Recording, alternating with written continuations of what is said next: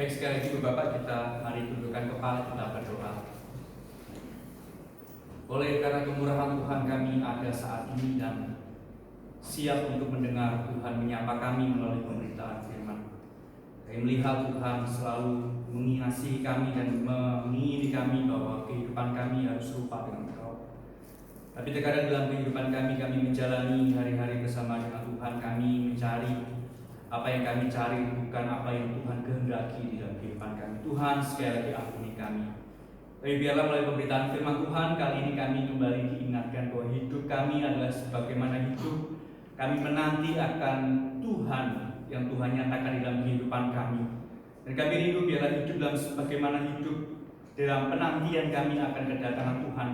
Kami benar-benar mempersiapkan diri kami dengan baik sehingga sekali lagi Tuhan dapati kami pada akhirnya setia seumur kehidupan kami. Terima kasih Tuhan, pakai hamba-Mu yang penuh dengan kelemahan, keterbatasan ini dapat menyampaikan dengan baik, dengan jelas, dengan sederhana, sehingga sekali lagi kami pun juga merasakan Tuhan juga berfirman pada hari ini dan kami kembali renungkan di dalam kehidupan kami. Di dalam nama Putra-Mu Tuhan kami, Yesus kami berdoa. Amin. Shalom Ibu Bapak yang kasih Tuhan. Sekali lagi boleh shalom. Ya, kita terima kasih oleh karena kemurahan Tuhan dan bersyukur tak henti-hentinya dalam kehidupan kita. Ya, kita pada hari ini kita akan menemukan sebuah tema.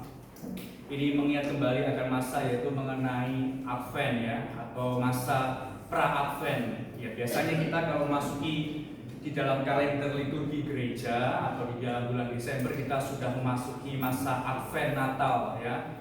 Tapi kita di dalam akhir ini, di November ini sudah masuk di dalam minggu kedua, kita juga akan belajar mengenai ya masa pra-Advent. Nah, ada beberapa tema-tema atau topik Ibu Bapak yang dikasih Tuhan yang perlu kita kembali ya, kita ingat di dalam kehidupan kita.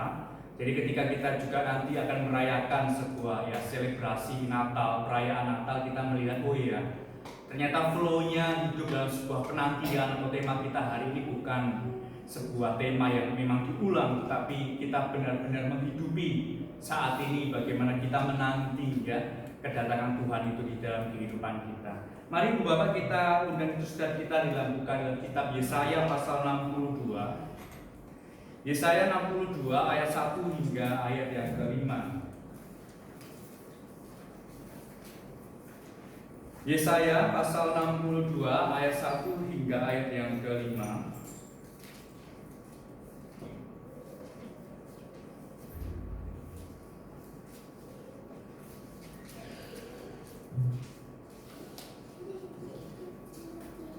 Lembaga Kitab Indonesia memberikan sebuah judul yaitu Keselamatan Sion akan datang dengan segera. Yesaya 62 ayat 1 hingga ayat yang ke-5. Izinkan saya membacakan buat Ibu Bapak semua. Yesaya 62 ayat 1 hingga ayat ke-5. Oleh karena Sion aku tidak dapat berdiam diri, dan oleh karena Yerusalem aku tidak akan tinggal tenang sampai kebenarannya bersinar seperti cahaya dan keselamatannya menyala seperti sulu. Maka bangsa-bangsa akan melihat kebenaran-Mu dan semua raja akan melihat kemuliaan-Mu, dan orang akan menyebut Engkau dengan nama baru yang akan ditentukan oleh Tuhan sendiri.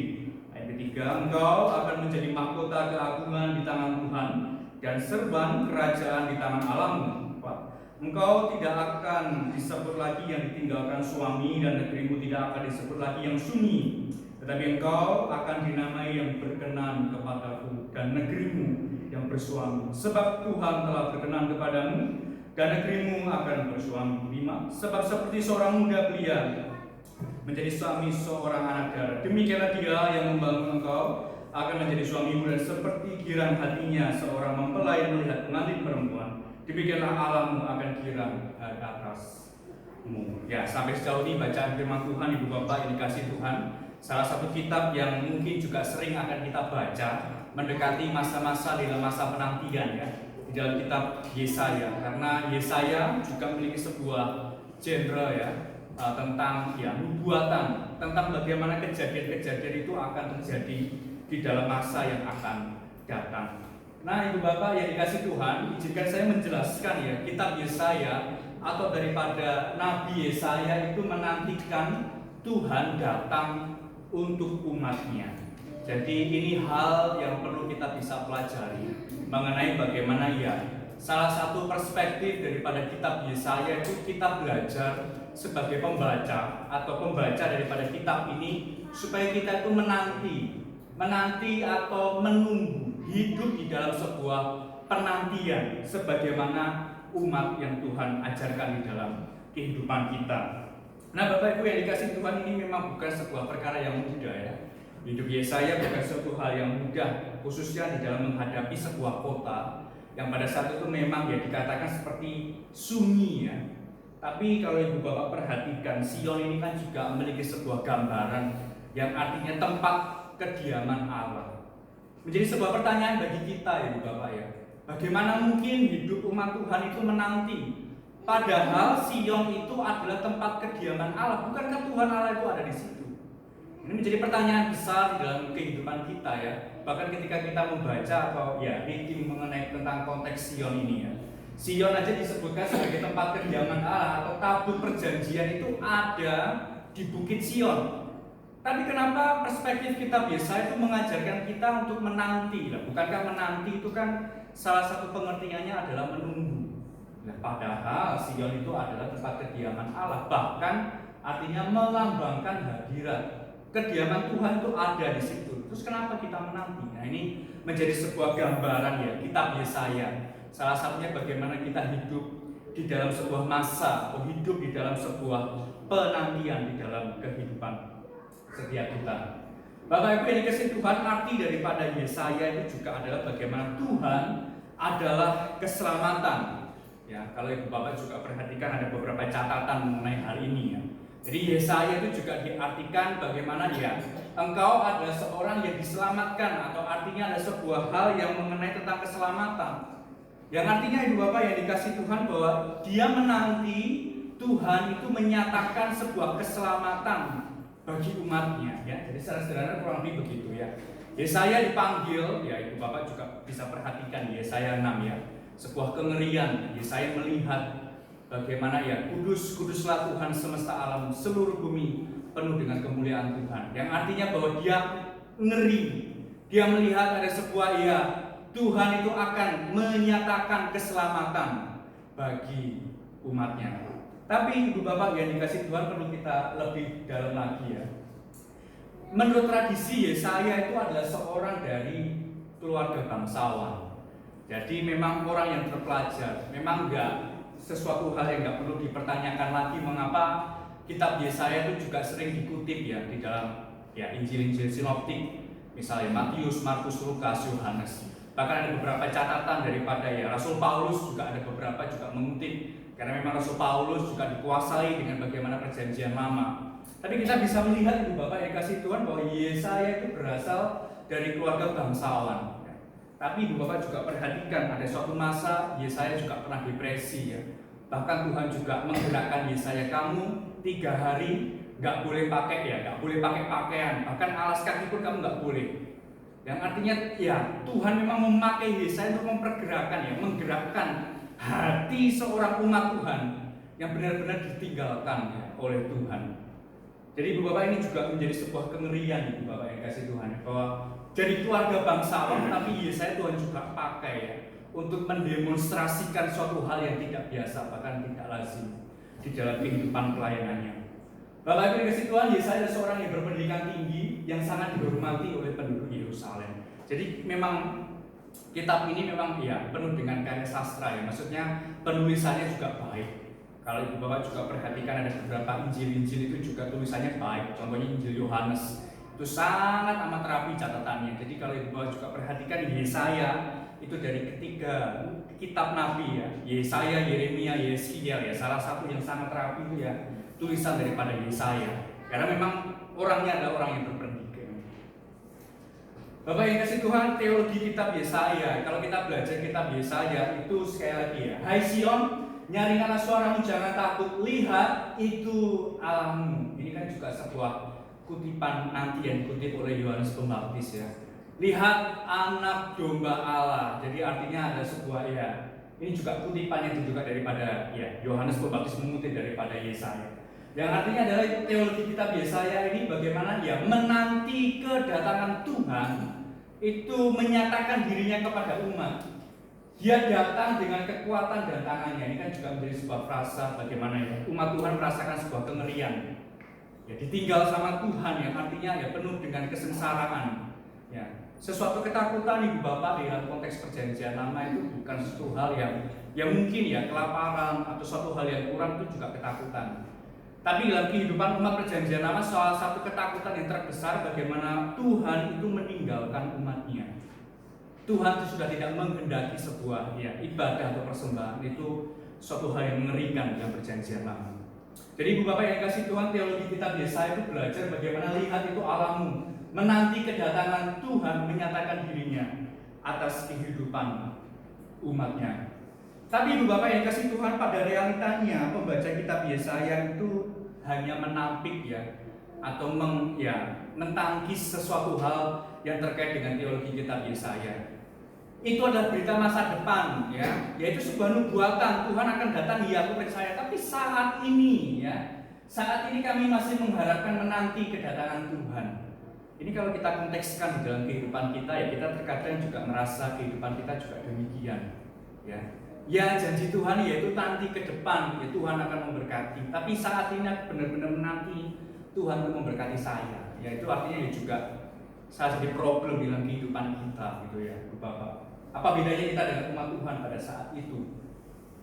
Berita masa depan, itu adalah sebuah harapan kita, gitu. Tapi pada saat yang sama kita juga harus menanti kedatangan Tuhan yang nanti itu juga hadir pada saat di situasi kondisi kehidupan kita saat ini, atau kedatangan Tuhan di dalam kehidupan kita. Bapak Ibu yang kasih Tuhan, kitab Yesaya secara teologi sistematik kita belajar ada beberapa dalam tradisi reform, kita belajar mengenai ada beberapa struktur atau sistematik dalam mengenai pengajaran atau doktrin di dalam kita mengenal Tuhan. Jadi kitab Yesaya itu memang salah satu perspektifnya itu mengajarkan bagaimana Tuhan, kita menanti Tuhan, kita menunggu Tuhan. Sekali lagi Bapak, terkadang kan menunggu atau menanti itu kan hal yang boring kadang bosen gitu ya. Kalau kita menanti gitu kita misal lagi mau ke bandara atau mau pergi ke salah satu destinasi kita gitu kita harus menunggu. Suatu hal yang boring. Tapi kalau kita Ibu Bapak juga perhatikan bahwa kita itu hidup dalam sebuah penantian di dalam kehidupan kekristenan, kita tuh menanti sesuatu hal yang pasti. Banyak orang yang di luar Tuhan itu menanti sesuatu tidak hal yang pasti gitu tentu Ibu Bapak yang dikasih Tuhan, memang dalam kehidupan kita ada suatu hal yang sangat direpetisi diulang-ulang gitu contoh kita datang ke gereja itu jam 10 estimasi jam 10 kurang pokok hari Minggu kurang lebih jam segitu kita harus datang ke gereja. Tapi sebelumnya kita juga melihat hari Sabtu malam jadi harus ada persiapan untuk ke gereja. Ada satu hal yang direpetisi, diulang-ulang Kita memang nggak bisa lepas daripada suatu hal yang direpetisi. Tapi Ibu Bapak yang dikasih Tuhan, kita bisa melihat hal yang kalau kita nanti dengan suatu hal yang pasti, itu mempunyai sebuah ada sebuah desire, ada sebuah kerinduan untuk kita juga datang, menanti, menunggu di hadapan Tuhan. Tuhan ingin kita menantikan Dia sehingga kehadiran Tuhan yang sekarang adalah kehadiran yang sangat tersembunyi. Jadi tentu Bapak yang kasih Tuhan, bukan sekali lagi Tuhan tuh suruh, hai kamu GKT Trinity Jemaat Palu, kamu harus menanti kedatanganku. Tapi Tuhan itu sembunyi-sembunyi. Sekali lagi Tuhan tetap ada secara presence, secara kehadiran. Tapi kita juga melihat bahwa Tuhan itu tidak dinyatakan secara penuh di dalam kehidupan umat, yang artinya bahwa kita harus diundang. Artinya kita juga harus memiliki sebuah inisiatif untuk mencari apa itu sekali lagi kehidupan kita di dalam Tuhan. Bapak Ibu kasih Tuhan, poin pertama yang bisa kita pelajari mengenai kitab Yesaya 62 ayat 1 sampai 5 mengenai hidup di dalam sebuah penantian, kita belajar bahwa hidup sebagai penantian itu adalah sebuah representasi persekutuan yang sempurna dengan Tuhan. Yang pertama kita itu belajar untuk kelak kita juga akan berjumpa dengan Tuhan secara utuh. Bapak Ibu yang dikasih Tuhan, memang akhir-akhir ini kalau Ibu Bapak juga lihat di sosial media banyak sesuatu hal baik pagelaran musik, baik suatu festival-festival setiap kota. Tapi kalau Ibu Bapak juga perhatikan kan setiap acara tersebut itu biasanya kan ada GR ya, gladi resik, gladi bersih lah istilahnya ya. Ada suatu hal ya, representasi kegiatan itu di hari-harinya. Nah, di dalam kehidupan kita ketika kita menanti Tuhan, Ibu Bapak yang dikasih Tuhan, hidup dalam penantian itu juga hal yang sama. Bagaimana nanti persekutuan kita itu sempurna pada akhirnya dengan Tuhan ketika kita sudah menyelesaikan di dalam hidup kita di dalam sebuah penantian. Ya, jadi ini poin yang perlu kita juga gumulkan dalam kehidupan kita ya. Ketika kita semangat beribadah, artinya adalah ya sebuah representasi kok kita itu nanti ketika Tuhan mendapati kita tetap setia di akhirnya ya. Ini adalah sebuah wujud, sebuah persekutuan bagaimana Tuhan yang dinyatakan secara sempurna. Bapak Ibu dikasih Tuhan, di dalam pandangan reform ya, kita belajar adalah already not yet ya. Tuhan sudah datang, iya, Tuhan itu sudah datang. Bahkan ya Tuhan yang kita akan peringati di Desember ya, yaitu ketika Dia datang di dalam momen Natal ya, kita peringati itu. Dia datang gitu. Tapi kedatangan itu nanti juga akan terulang dalam kedatangan kedua yang artinya Dia juga belum datang kembali. Dia datang, tapi Tuhan juga akan datang kembali. Jadi ini pemahaman yang perlu kita juga tumbuh kembangkan di dalam kehidupan kita ya. Ketika kita mengikut Tuhan itu, pengharapan kita itu benar-benar ya diteguhkan ya Bapak yang dikasih Tuhan. Dia sekali lagi yang janji, Dia akan pergi dan Dia juga akan kembali untuk kita. Jadi ketika di dalam sebuah situasi pergumulan kehidupan yang kita jalani Bapak, usaha pekerjaan kita, relasi kita, atau suatu hal yang dalam kehidupan kita yang mungkin menjadi pergumulan kita, tapi kita juga ada sebuah pengharapan. Nah, pengharapan itu pasti karena kita ya ada sebuah kepastian di dalam pengharapan itu. Already know yet. Jadi kita belajar mengenai paham hal ini. Lalu menjadi pertanyaan nih Bapak, apakah penting kita belajar tema ini, hidup di dalam sebuah penantian? Pentingkah kita memahami hal ini? Yang pertama Ibu Bapak, penting karena umat menantikan Tuhan itu mereka memiliki arah hidup ya. Seperti yang saya jelaskan di bagian awal Ibu Bapak yang dikasih Tuhan, kita nggak bisa menghindari dalam sebuah kehidupan itu pasti ada suatu hal yang diulang-ulang, repetisi ya. Kita nggak bisa menghindari hal itu. Tapi pada kenyataannya Ibu Bapak yang kasih Tuhan, kalau kita nggak bisa menghindari hal itu, tentu di dalam kehidupan kita itu ya harus memiliki sebuah arah hidup. Jadi Ibu Bapak yang kasih Tuhan, ketika kita datang ke gereja hari Minggu, kalau kita nggak tahu arah hidup kita menyembah Tuhan, ya sekali lagi kita hanya jatuh di dalam sebuah pengulangan atau repetisi. Demikian juga di dalam sekali lagi pekerjaan kita ya. Ada sering beberapa hal ya kalau kita tentang merenungkan tentang pekerjaan. Dan pekerjaan itu kan ada sebuah janji kesetiaan ya, profesional, pernyataan janji setia iman di hadapan Tuhan. Kalau kita mengetahui hal itu, kita ada arah hidup itu, jadi kita ya nggak terjebak dalam sebuah repetisi atau pengulangan-pengulangan di dalam kehidupan kita. Jadi umat yang menantikan Tuhan itu mereka memiliki sebuah arah hidup di dalam hidupnya. Ya, seperti yang dinyatakan tadi yang saya bacakan dalam Yesaya 62 tadi ya. Maka bangsa-bangsa akan melihat kebenaran-Mu dan semua raja akan melihat kemuliaan-Mu dan orang akan menyebut Engkau dengan nama baru yang akan ditentukan oleh Tuhan sendiri. Jadi ini ada sebuah arah yang Tuhan ingin kehendaki untuk umat Tuhan supaya menanti. Supaya apa? Supaya bangsa-bangsa itu akan melihat kebenarannya. Ini menjadi sebuah ya gambarannya, konsep penginjilan, konsep pemuritan juga, konsep bagaimana ya hidup kita itu adalah sebuah saksi menjadi ya kalau boleh pakai istilahnya daripada Paulus kepada Timotius ya teladan. Maka bangsa-bangsa akan melihat kebenaran dan semua raja akan melihat kemuliaan. Jadi Ibu Bapak yang kasih Tuhan, hidup di dalam sebuah penantian itu mengajarkan kita ada sebuah representasi persekutuan yang sempurna di hadapan Tuhan. Yang kedua Ibu Bapak, kita belajar mengapa penting hidup di dalam sebuah penantian. Di dalam sebuah penantian itu mengajarkan bahwa mengajarkan kita untuk memikirkan hal-hal yang tidak kelihatan. Ini kan juga menjadi tantangan kita di era sekarang ya. Sesuatu hal yang harus visual, segala sesuatu harus semua itu kelihatan, harus didemonstrasikan. Tapi sekali lagi kekristenan itu nggak mengajarkan kita tuh halusinasi ya. Ya, jadi bukan suatu hal yang wah kamu itu halu ya, kamu itu membayangkan suatu hal yang tidak kelihatan, tidak. Tapi kita diajarkan supaya kita pakai ya ilustrasi daripada Paulus ya. Kamu tuh harus memikirkan hal-hal yang di atas, yang artinya suatu hal yang sekali lagi dalam Filipi itu ya, suatu hal yang sedap didengar, suatu hal yang manis, suatu hal yang Tuhan itu kehendaki di dalam kehidupan kita.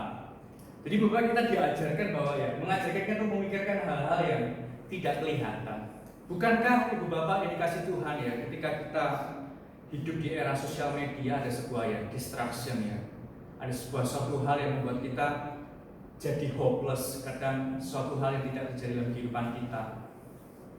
Kita terpaku suatu berita atau suatu hal yang mungkin jadi kelihatan di hadapan kita dan membuat kita malah ngeri, kita takut, kita khawatir, kita cemas. Tapi dalam kekristenan sekali lagi jangan terpacu dengan hal seperti itu. Ya tentu di dalam era hidup sekarang kita nggak bisa lepas dari hal itu. Tapi sekali lagi hidup dalam sebuah penantian itu mengajarkan kita untuk memikirkan hal-hal yang sekali lagi tidak kelihatan. Dan disinilah Ibrani mengenai tentang iman, suatu hal yang tidak kelihatan tapi Tuhan nyatakan di dalam kehidupan setiap kita.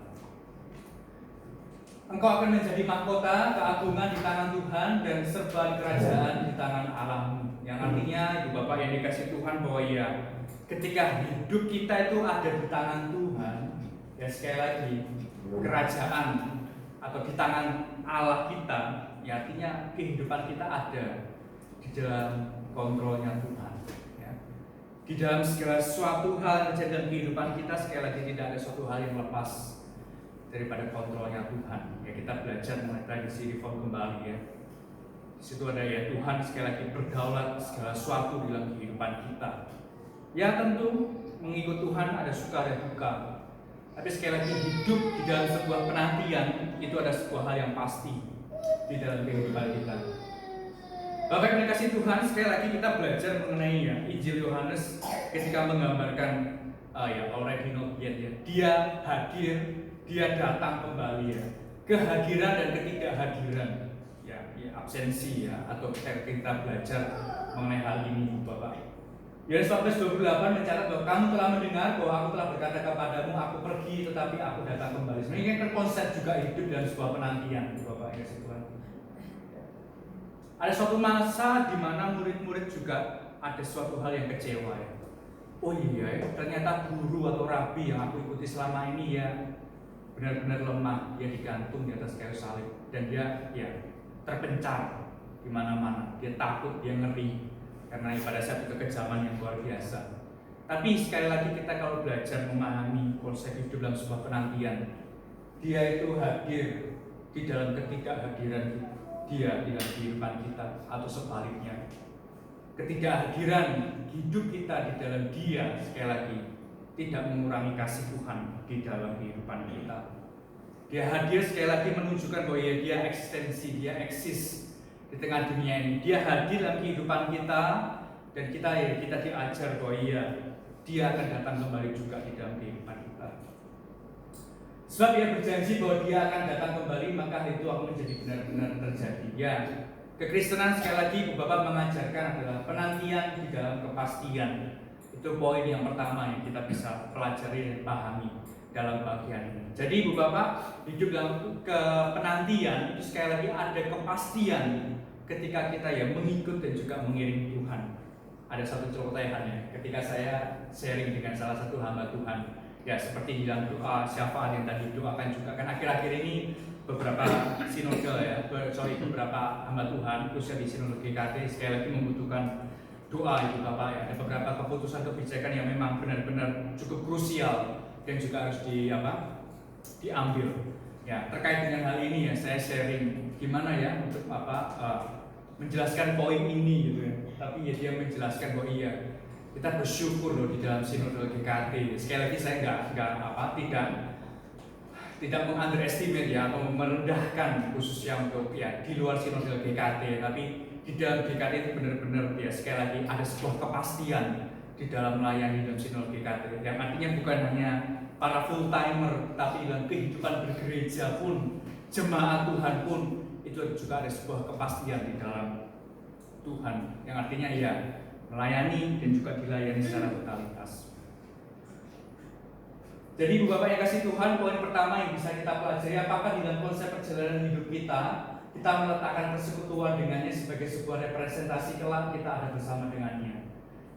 Apakah dalam perjalanan kehidupan kita juga meletakkan hal di dalam konsep kita mengikut Tuhan itu bahwa iya, kita itu sebenarnya latihan loh. Ketika kita itu nanti bersama dengannya, itu ada sebuah representasi kelak kita di dalamnya. Ini kan juga pengharapan masa-masa eskatologi ya, atau akhir zaman, penantian kedatangan Tuhan 2 kali. Bapak Ibu yang dikasih Tuhan, kalau Ibu Bapak juga ya sekali lagi suka mendengar lagu-lagu hymn ya, lagu-lagu hymn itu kenapa kok ada beberapa teks lagu-lagu hymn itu kayak mengajarkan kita gitu ya, ada sebuah masa-masa itu harus benar-benar menanti Tuhan. Kayak nggak ada suatu hal yang dinanti gitu, nggak ada suatu pengharapan di luar Tuhan itu. Mengapa orang-orang yang penulis hymn yang benar-benar setia sampai hidupnya dia dianiaya, dia melukiskan tinta-tinta yang luar biasa yang kita setiap minggu kita nyanyikan gitu. Mengapa seperti kayak apa mereka itu hopeless gitu ya? Apa mereka itu merasa kalah gitu, ditekan, jadi dia merasa kok syair-syairnya itu benar-benar hopeless. Tapi mari kita belajar itu Bapak ya. Para penulis-penulis lagu-lagu yang baik itu yang kita nyanyikan di hari Minggu itu, mereka tuh benar-benar menanti kedatangan Tuhan di dalam kehidupannya. Ya sebenarnya juga spirit atau semangat yang sama ya di dalam kehidupan kita. Apa kita tuh menanti dalam kehidupan kita itu sebagaimana sebuah representasi kita itu kelak ada bersama dengannya. Ibu Bapak, kalau kita perhatikan dalam kehidupan kita ya, apakah kita juga mempunyai gambaran sampai seberapa lama kita hidup gitu ya. Ya kita sekali lagi menggunakan waktu itu ya harus dengan baik, yang artinya ya kita nggak tahu hidup kita sampai kapan, tapi pada akhirnya kita juga ya kita pengen Tuhan juga dapat kita tetap setia di hadapan Tuhan dengan segala ya kehidupan kita yang terjadi saat ini. Poin yang kedua Ibu Bapak, kita belajar, ini tadi yang sempat saya juga sudah singgung, pikirkanlah perkara yang di atas bukan yang di bumi. Ya sekali lagi kita bukan halusinasi gitu ya. Ini nggak penting pekerjaan dana, tidak ada suatu hal begitu. Tapi sekali lagi kita belajar mana yang menjadi sebuah prioritas kita, bagaimana sebuah representasi hidup kita di hadapan Tuhan. Yang kedua Ibu Bapak, dalam kitab Yesaya itu belajar mengenai hidup yang berpadanan dengan janji Tuhan. Ya, hidup dalam masa penantian itu adalah hidup yang berpadanan dengan janji Tuhan. Bangsa-bangsa itu akan melihat kebenaran-Mu. Ya, jadi ini sebuah panggilan bagi umat Tuhan saat itu supaya hidupnya itu juga menjadi sebuah kesaksian. Bangsa-bangsa itu akan melihat kebenaran-Mu. Nabi Yesaya menyerahkan dirinya dengan sepenuh hati melayani pekerjaan Allah. Ya, sekali lagi kalau berbicara mengenai Yesaya, nabi yang sangat besar, nabi yang Tuhan pakai luar biasa. Ya sekali lagi dia benar-benar sangat totalitas ya, sepenuh hati di dalam dia melayani. Dia benar-benar menanti akan kedatangan Tuhan untuk umatnya. Hidup yang berpadanan ya, hidup di dalam penantian juga berbicara mengenai hidup yang berpadanan dengan janji Tuhan. Tuhan itu bentuk umatnya untuk berhenti jadi dirinya dan mulai jadi serupa dengannya. Ini ada salah satu kutipan ya, bahwa Tuhan itu membentuk umatnya saat itu supaya dia itu berhenti untuk jadi dirinya. Ya sekarang kan Ibu Bapak, fenomena akhir-akhir ini kan ya, bukan fenomena akhir-akhir ini, tapi realitas kehidupan kita kan kadang-kadang gitu ya. Kita juga sering memakai suatu hal membuat kita itu sesuai dengan diri kita, ya bukan serupa dengannya. Tadi lagu pujian yang bagus ya, yang sebelum firman tadi ya, serupa setiamu, serupa Engkau, serupa Tuhan. Ya pada dasarnya hidup kita itu kan ya imago Dei kan, kita itu gambar Allah ya, tapi karena rusak karena dosa. Tapi sekali kalau kita belajar Ibu Bapak, Tuhan tuh pengen kita tuh berhenti untuk kita menjadi diri kita gitu. Kan di dalam kehidupan dunia kan mengajarkan ya be yourself ya, jadilah dirimu sendiri. Tapi dalam kehidupan kekristenan ya sangkal dirimu. Itu sebuah panggilan juga, salah satu kalimat yang menggetarkan dalam kehidupan kita. Kalau kamu mau mengikut aku, ya kamu harus sangkal diri. Bukan hanya sangkal diri, tapi ya pikul salib di hadapan Tuhan.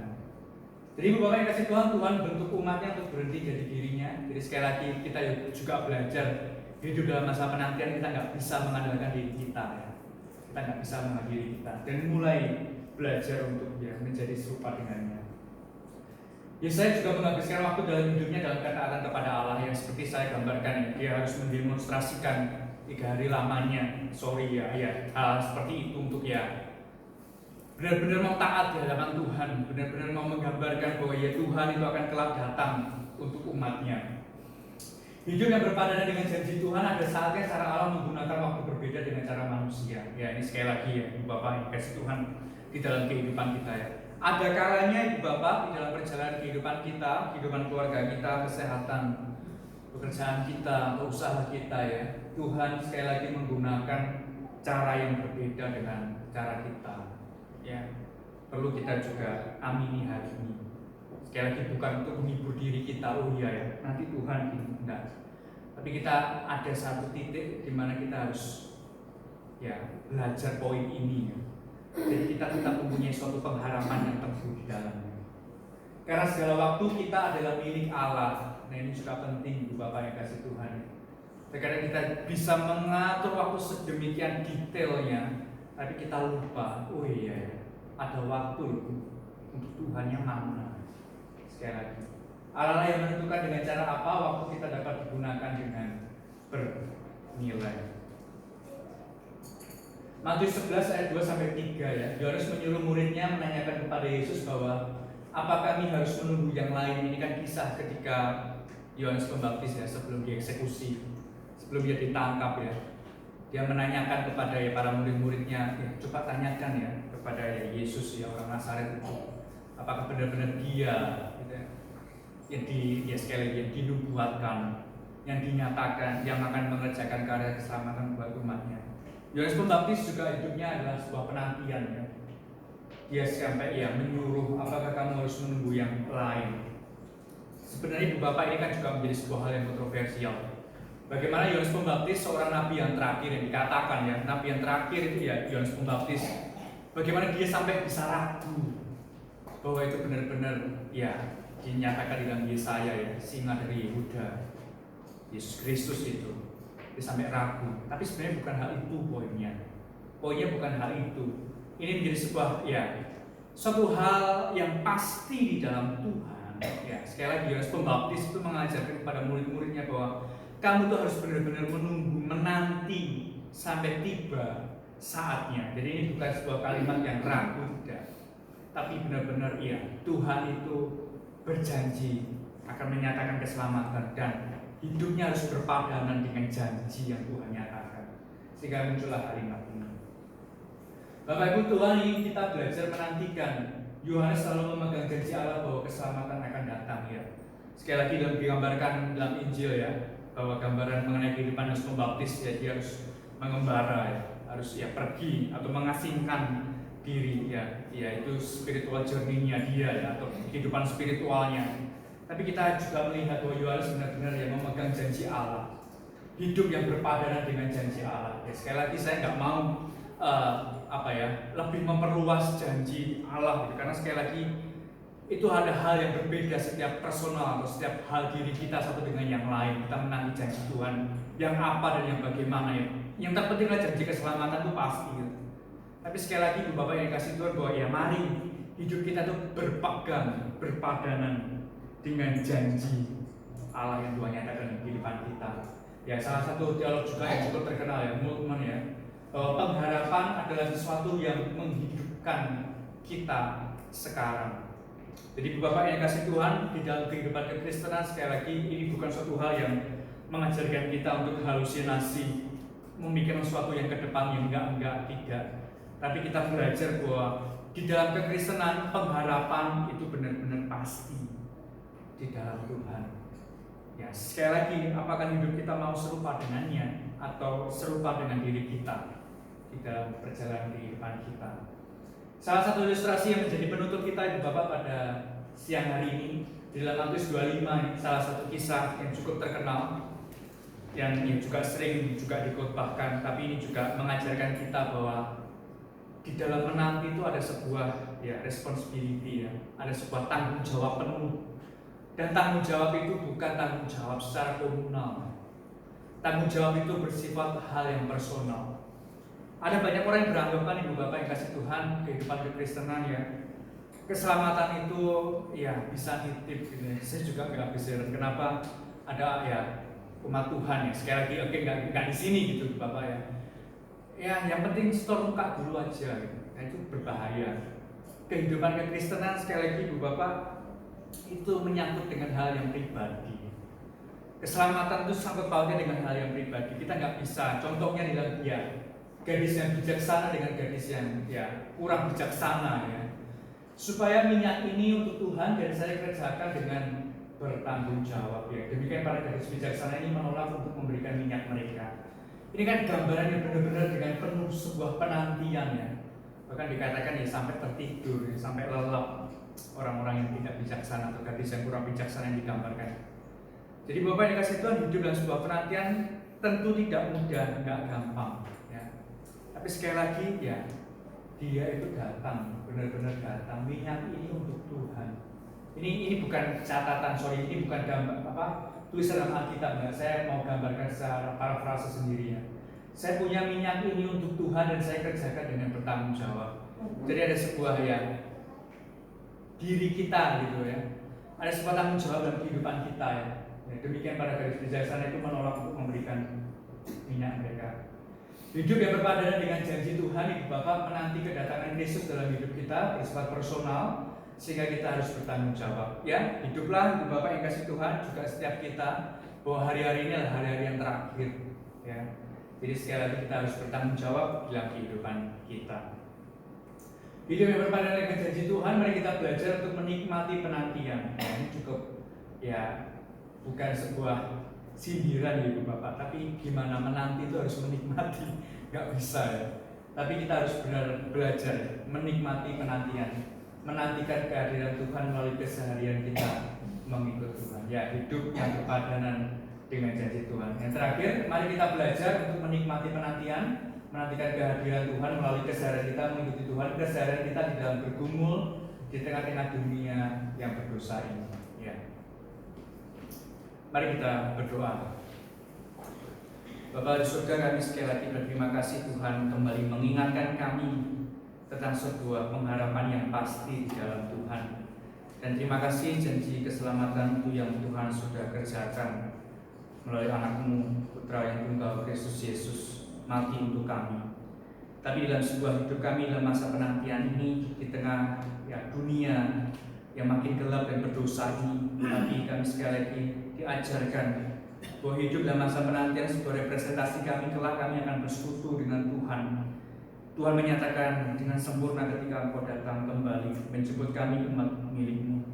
Dan biarlah hidup kami hari-hari ini di dalam keseharian kami, pekerjaan kami, tanggung jawab kami dalam segala suatu hal dalam kehidupan kami, supaya kami juga menghidupi sebagaimana hidup kami harus berpadanan dengan janji yang pasti itu yang Tuhan nyatakan di dalam kehidupan kami. Tuhan menerangkan firman ini, biar kehidupan kami selalu menyenangkan hati Tuhan. Terima kasih ini doa kami berterima kasih oleh kemurahan Tuhan.